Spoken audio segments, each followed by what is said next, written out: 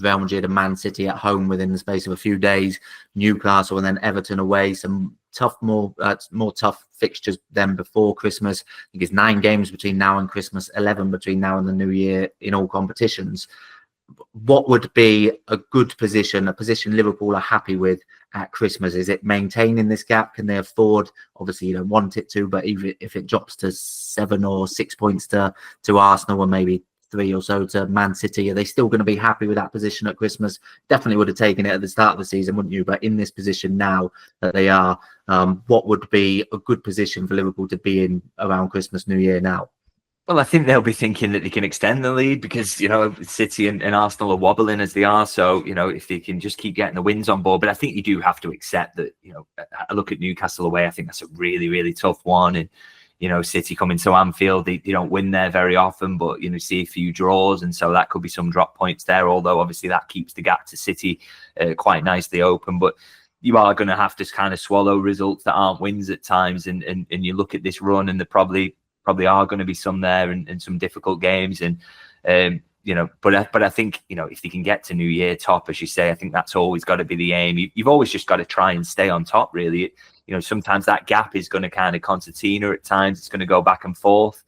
But if you can just keep your noses in front at all times, it gives you that extra confidence, and it also puts the scoreboard pressure on your title rivals. And you know, again, that's another thing where I think if you can get a bigger gap to Manchester City by winning that Anfield game, you know, a gap that Arsenal have already got with 9 points there, it starts to come to the point where for Liverpool, it's like we can relax. We've got this gap. We don't have to. We're not playing under massive pressure. We can play our football and be open and take risks at times. Whereas, you know, Manchester City and Arsenal, it's if we drop points again here, we are done. We're out of it. So there's the psychological element of it that will really, I think, play on the other title rivals. But for Liverpool, as I say, their main focus within the camp and what they will be talking about in training is probably nothing to do with these points gaps. They will be nice bonuses if they come around, but it's all about just trying to win the next game. And obviously the next game is that Southampton one. So they've got to kind of just focus on that, I guess. Yeah, I saw an interesting stat during the international break that framed Liverpool's start in a different way. And obviously we've spoken about how impressive it's been historically. It is a great Liverpool start. You know, the stats back that up. But the stat was that Liverpool have picked up the same amount of points as they did from the same fixtures last season, with actually a slightly worse goal difference as well. So does that frame it in a different light, or you can only really take it on the season and the fact that Arsenal and City have dropped points as well? So Liverpool do have that 5-point gap. So, you know, 2 different ways of framing it, but at the end of the day, Liverpool are where they are, which is in a very good position.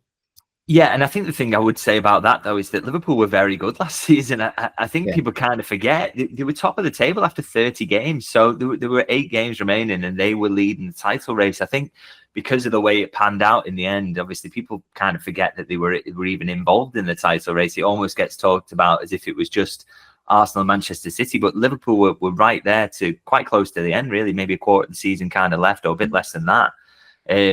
And what killed Liverpool was injuries, really. And you know, they got to a point in the season where I think the psychological blow of losing to Manchester United in the FA Cup, combined with the injuries and players coming back and not being sharp, and those ones who played too much football then hitting a bit of a physical wall, that really kind of cost them. And they were kind of doing a bit of a high wire act at times as well, as we'll score 4, you score 3 kind of approach to games. And that was quite tiring for them as well.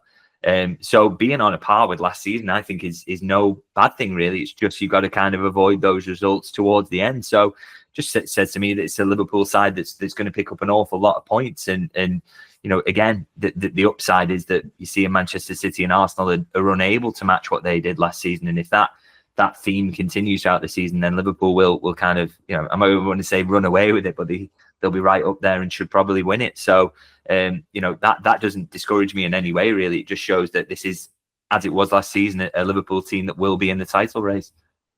Yeah, also worth noting it was Liverpool were pushing for the quadruple for most of last season, and with a lot of injuries, as you say, and they haven't been struck as badly with injuries so far this season. So yeah, I fully agree that comparing it to last season and being on the similar path is by no means a bad thing, and better than most people feared after Jurgen Klopp left. So yeah, plenty of positives still, and Liverpool in a very good position heading into another difficult period of fixtures.